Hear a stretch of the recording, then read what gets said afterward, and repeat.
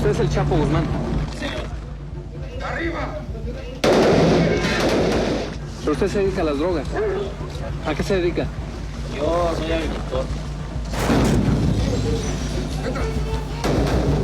Oiga, usted tiene mucho dinero, ¿por qué? On the 19th of January of 2017, Joaquin Guzman was put on a plane in Mexico, and he understood that he was going to go to either California or Texas. The flight takes longer and longer. He's just trying to figure out, well, where am I going? And the agents tell him, you're going to Brooklyn.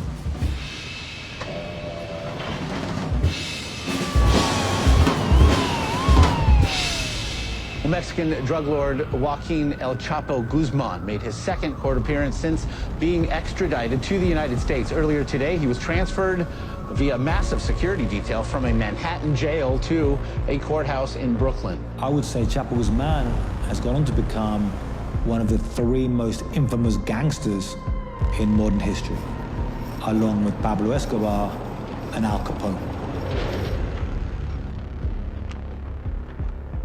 Chapo Guzman is someone I consider to be the most dangerous drug dealer in the world. After bin Laden was killed, he was public enemy #1. He may also be the world's richest outlaw. This month's Forbes magazine put Guzman on its annual billionaires list. The cartel boss has twice escaped from Mexican prisons. One of the most spectacular prison escapes ever. The tunnel that this man built, a mile long, 3 stories underground. Chapo Guzman is a myth. A lot of what we know about him is based on exaggerated stories about him. There are new questions about that clandestine meeting between El Chapo and Sean Penn. Billions and billions of dollars, paying for the guns, paying for the corruption. Chapo Guzmán es un testigo de cómo han funcionado las redes de corrupción y de tráfico de drogas no solo en México sino en el mundo en los últimos 40 años. He's facing a 17-count indictment for crimes including criminal enterprise and distribution. Quite frankly, I think every case that I've had has prepared me to represent Joaquin Guzman. I see his case as a large narcotics case. I don't see this case as Joaquin Guzman's case. I will represent him as I do any other client. It's just in this particular case, you have a name that's a high profile. You get a lot of notoriety. And when we get in the courtroom, it's not going to matter whether it's Chapo Guzman or Joe Blow. It's going to matter, can the government prove their case against him?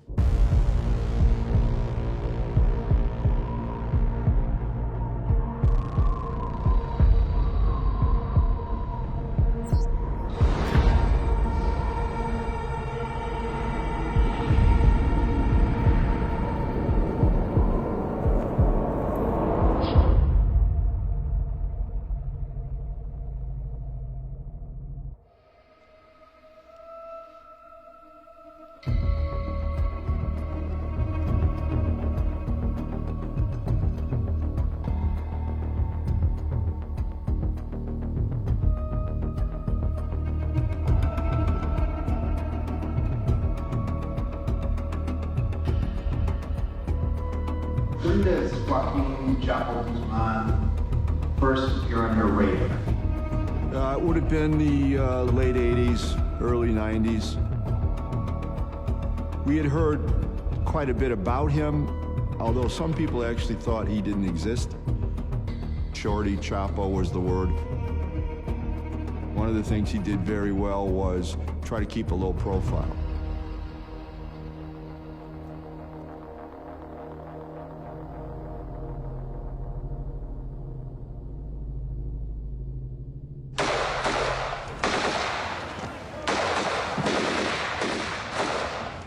Esta tarde, en el Aeropuerto Internacional de Guadalajara, alrededor de las 16 horas, se suscitó una balacera con un saldo hasta el momento de 6 personas muertas.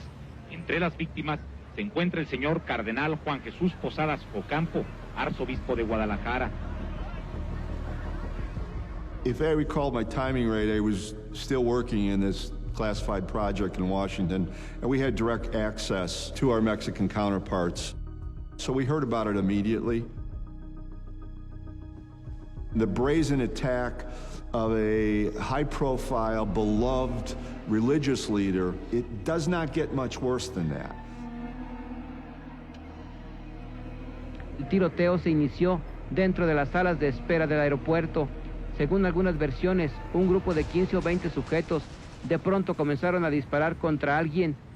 Estuvo duro, empezaron varios tiros allá adentro en Nacional, y después salieron hasta el estacionamiento con unos cuernos de chivo, y entonces todos de repente nos tiramos del suelo. Mexican police are still trying to figure out what happened. One theory that rival gangs of drug traffickers were shooting it out. The story comes out that the killing of the cardinal in Guadalajara was really an attempt by the Arellano Felix brothers to kill this gangster Chapo Guzmán. El asesinato del cardenal sucede en medio de una guerra que tienen entre el cártel de Sinaloa y el cártel Arellano Félix por afrentas del pasado.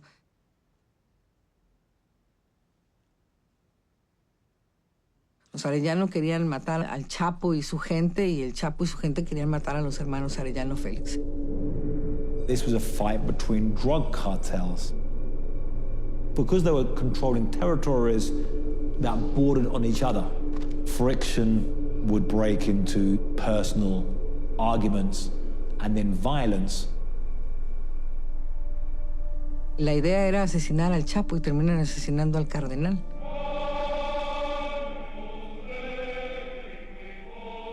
En México había 3 cosas que eran intocables: la Virgen de Guadalupe, el ejército mexicano y el presidente de la República.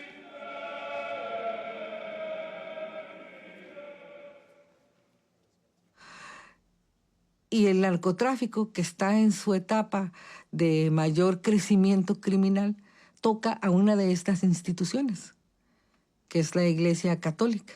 Significaba que los criminales ya no tenían límites. Significaba que habían roto una barrera de contención, y si habían atentado contra la iglesia, podían atentar contra quien fuera. Mexican President Carlos Salinas de Gortari traveled to Guadalajara Monday night and said the entire society and the government that leads it have expressed our strongest repudiation and our greatest indignation. You had an incredible impact on Mexican society. Honestly, at the beginning, I was quite skeptical about what happened at the time. There was an enormous amount of speculation. Was this an attempt to assassinate the cardinal? Who was responsible? Was it the Arellano Felix organization? Was it the Mexican government? Lo que existe es un expediente muy turbio, hecho por el gobierno de Carlos Salinas de Gortari, por el entonces procurador Jorge Carpizo. ¿Qué pasó en Guadalajara, señor Carpizo? Mire usted, hubo un enfrentamiento entre 2 bandas muy nefastas de narcotraficantes. Una de las bandas comandada por el Chapo Guzmán y la otra por los hermanos Arellano Félix. Se trataba de matar al Chapo. Así es, se trataba de matar al Chapo. Con todas las pruebas que tenemos, nos hacen llegar a la conclusión de que el gran marquís del señor cardenal fue confundido.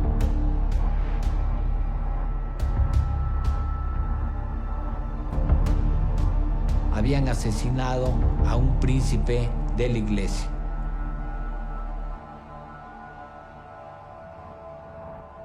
Entonces se desata una persecución en contra de las bandas de narcotraficantes. Hay una persecución hacia los Arellano Félix y hay una persecución al Chapo Guzmán.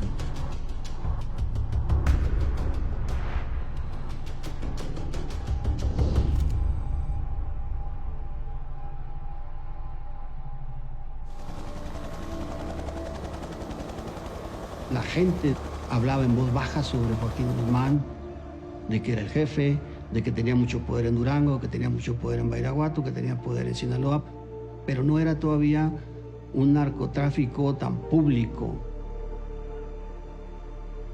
El nombre de Joaquín Guzmán empieza a hacerse más público a partir del asesinato del cardenal. No solamente nacional, sino mundial también. A partir de ahí, él es Joaquín El Chapo Guzmán. I joined the Drug Enforcement Administration in December of 1973. President Nixon created what he called the Drug Enforcement Administration. I was 22 years of age, and I immediately started to do a lot of undercover work. The Mexican organizations were only dealing with heroin and marijuana. They started to form unholy alliance, if you will, with the Colombian cartels to funnel massive amounts of cocaine into the United States. In 1989, we captured Miguel Ángel Félix Gallardo, the head of the only cartel that existed in Mexico during the 1980s. He's put in prison, and at that time, the Guadalajara cartel fragments. Following the arrest of Miguel Ángel Félix Gallardo, there was reportedly this meeting in Acapulco, and there was a restructuring of the drug trafficking world then. Territories were divided out. Mayo Zambada and Chapo Guzman were given the Arizona-Mexico border and some of the area of California-Mexico, but the more desert areas. And the Arellano Felix brothers were given Tijuana.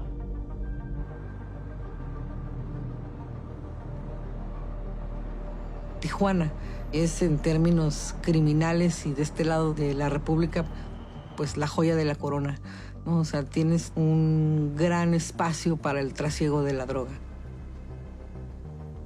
Ramón y Benjamín Arellano Félix, durante el último lustro de los 80 y todavía los 90, eran los dueños criminales de Tijuana. Fueron personas muy notorias en la ciudad. Al principio con mucha impunidad por parte del Estado mexicano, tanta impunidad que les permitía abrir restaurantes, andar en las discotecas, caminar por nuestras calles, cortejar a las hijas de las familias pudientes de Tijuana, reclutar a los hijos, hermanos. They started the new wave of what you're seeing now. Very flashy, young narcos with all the money, and they don't mind flaunting it. Where the old-time traffickers, and I really believe this is why Chapo stayed on top for over 20 years, they stayed in the shadows. Yo creo que el cártel de Sinaloa tiene una mayor presencia a la que tenía el cártel de los Arellano en los 80s, en los 90s, pero la diferencia radica en que los Arellano Félix eran más notorios. I was recruited to go to Narcotics Task Force Team 5, which was going to target gang members that were moving quantities of drugs. And an agent across the hallway, he said, Steve, I'm working a case, this group of brothers called the Arellano Felix brothers. And they're at war with a guy named Chapo Guzman. The Arellano Felix organization wanted to protect the corridor which they were using to smuggle a lot of drugs. And they were not allowed to open the door to Chapo Guzman because they knew that Chapo Guzman, if they gave him an inch, he would take over that corridor within months. Chapo Guzman has sent an emissary to Tijuana to meet with the Arellano Felix brothers. He was attempting to negotiate the use of the Tijuana-San Diego corridor. An emissary showed up. Ramon told Benjamin, an emissary was outside. Benjamin gave him a thumbs up. Ramon went out and executed him in the back of a car. Chapo Guzman took that as an insult, and, you know, he was not going to let that pass. It just got really nasty. It intensified, and it became permanent in November 8th of 1992 at Christine's Discotheque down in Puerto Vallarta.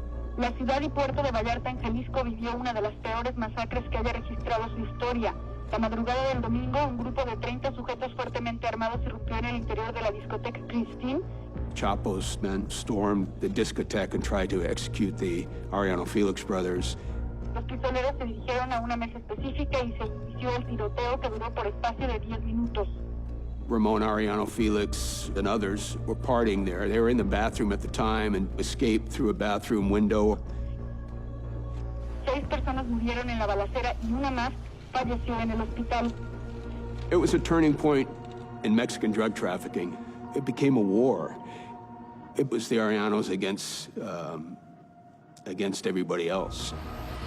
Cartels became more militarized. Assault rifles, sidearms, grenades, police uniforms, tactical gear. They patrolled their areas like police departments. Cayó el narcotraficante más buscado de México, Joaquín Guzmán Loera, el Chapo Guzmán. Suspected drug lord Joaquin Guzman was arrested Thursday on drug trafficking charges. Mexican authorities are hoping Guzman can provide information about last month's shooting death of a cardinal. Chapo Guzmán was arrested in Guatemala. Las autoridades mexicanas fueron las encargadas de ir a recibirlo en la frontera. Se lo trajeron amarrado como cochito.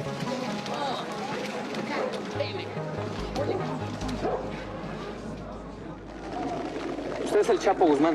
Señor. Es el señor Joaquín Guzmán Loera, el Chapo. ¿Por qué cree que está aquí entonces? Señor Joaquín Guzmán Loera.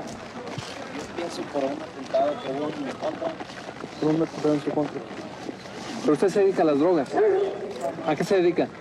Yo soy agricultor. Es agricultor. Si no se dedica al narcotráfico, ¿por qué no está en el aeropuerto con los Arellano Félix? Ese problema no tiene nada que ver con eso que me va a contar. ¿Cuál problema? Porque a los Arellano asesinaron a un compadre mío y por eso ¿Por eso quisieron matarlo en Guadalajara? El cargo principal por el cual encarcelan a Chapo Guzmán en 1993 es por el homicidio del cardenal Juan Jesús Posadas Ocampo. Y curiosamente, el Chapo Guzmán ha cometido muchos delitos, pero no existe ninguna prueba de que cometió ese. He's sentenced to 20 years in prison, which I think, in retrospect, was the best thing that happened to his career, because in prison, he was able to run his organization. Everything is clearly accessible to him. Es la corrupción la que permite que tengan adentro de los penales teléfonos celulares, armas, drogas, alcohol y que haya prostitución.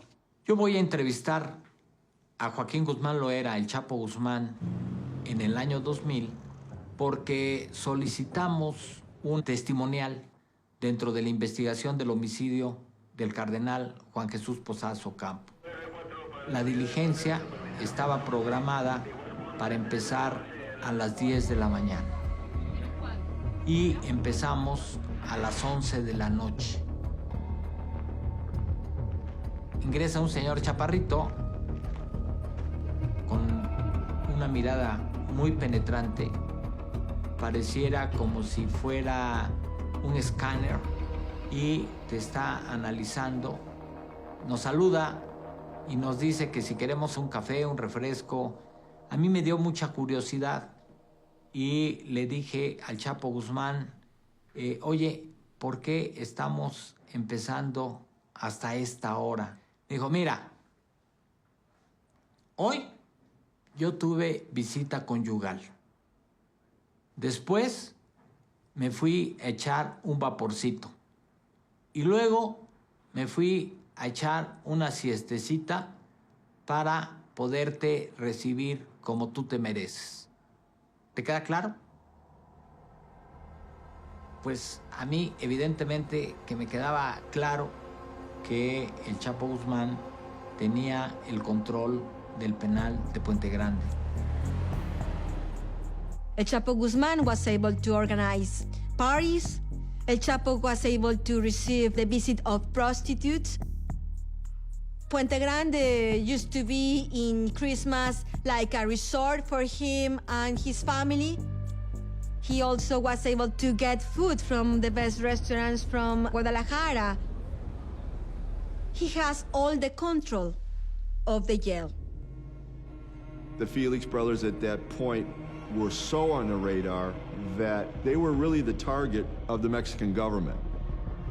As long as the heat was on them, from prison, Chapo was pumping dope in, pumping dope in, pumping dope in. And here's the deal, and we can't get away from this when we tell his story. Logistically, he was a genius. He was far smarter in how to move stuff across land and how to get proceeds back, I think, than anyone ever anticipated. Certainly we didn't anticipate it. His tunnels, his accounting system, even at that early time, his communication system was not vulnerable to the Mexican law enforcement. So he began putting in place almost a corporate structure, and that occurred while he was locked up. Chapo then in prison began to consolidate his power, and I think it was a safe place for him to be there. Pero la mayoría de los grandes capos son extraditados. Pues es un acuerdo que se había suspendido muchos años, se reanudó a principios de 2000. There clearly now is no place to hide for these traffickers.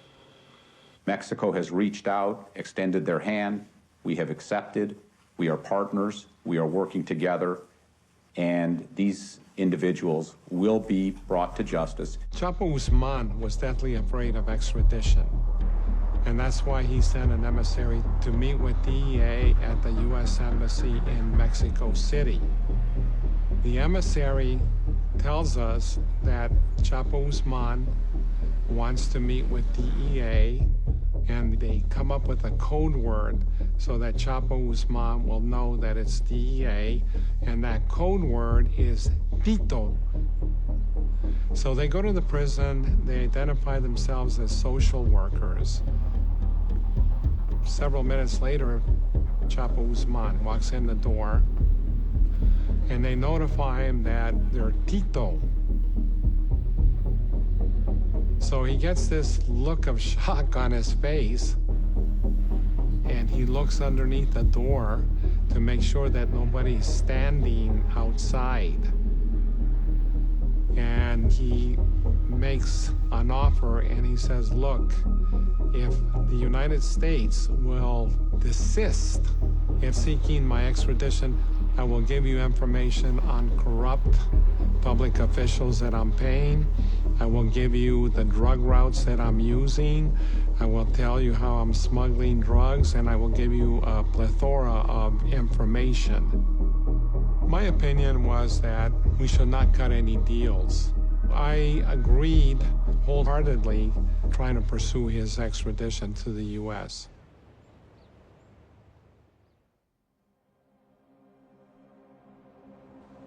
La noche de este viernes consuma una fuga histórica en los penales mexicanos. Joaquín Guzmán Loera, alias el Chapo Guzmán, pasó lista de presente a las 21:15 horas del viernes 19. A las 23 horas se dio la voz de alarma y decenas de custodios del complejo de Puente Grande, Jalisco, se movilizaron por todos los rincones. Guzmán Loera ya no se encontraba en sus celdas. El Chapo purgaba una pena de 15 años por delitos contra la salud, asociación delictuosa y cohecho. Enfrentaba además proceso por asesinato, portación de arma de fuego y por la muerte del cardenal Jesús Posadas Ocampo.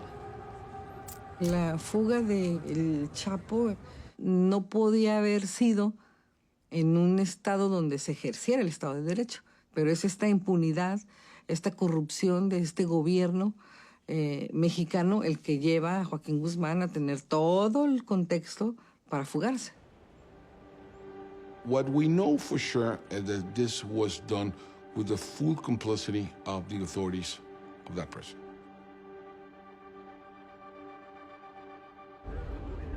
The exact description of how he escaped, there's controversy around that, but it's quite clear he left through the main door. Y pocos metros adelante estaba un helicóptero esperándolo. That escape did not require a major feat of engineering. It only required corrupting or intimidating the right officials. Chapo Guzman, arguably in the 1990s, was the underdog, and the Tijuana cartel had the upper hand. It wasn't until the late 1990s and early 2000s that the Arellano Felix cartel began to suffer a series of arrests that ultimately led to their downfall. The fervor over the assassination of Cardinal Posadas was something that helped to create the myth of Chapo Guzman. Had the Cardinal not been assassinated, it's conceivable that Chapo would not have been arrested. He would not have escaped and sort of become this legendary figure of drug trafficking in Mexico.